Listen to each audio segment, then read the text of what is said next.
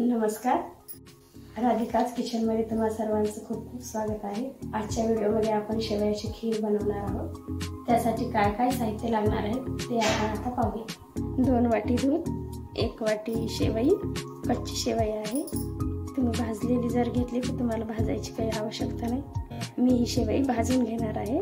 2 चमचे तूप, सुकामेवा आणि विलायची आणि 1 वाटी साखर। गॅसवरती आपण पातेलं ठेवूया। त्यामध्ये आपण तूप टाकूया 2 चमचे। तूप गरम झालेलं आहे। आता आपण त्यामध्ये शेवया भाजून घेऊया।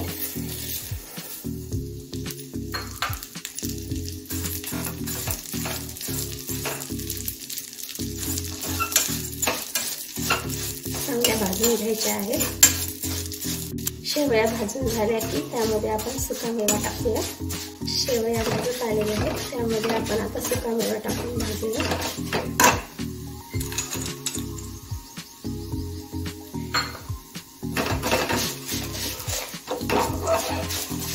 त्यामध्ये आता आपण थोडंसं पाणी टाकून घेऊया आणि थोडं शिजवून घेऊ।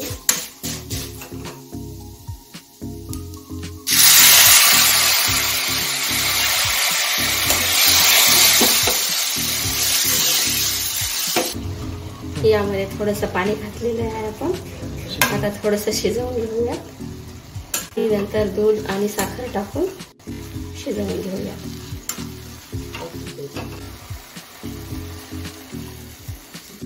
यामध्ये 2 वाट्या दूध घातलेलं आहे। आता दुधासोबत थोड्याशा शेवया शिजवून घेऊया आणि नंतर मग साखर टाकूया। आपल्या शेवया शिजलेल्या आहेत। यामध्ये आपण आता साखर घालूया।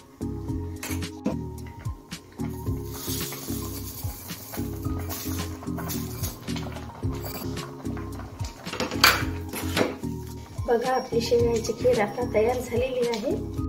आता आपण सर्व करूया। तर आपली शेवयाची खीर आता खाण्यासाठी तयार झालेली आहे। तर आपण आता सर्व करूया। काजू बदाम पावडर टाकून गार्निश करूया। आपली डिश रेडी आहे।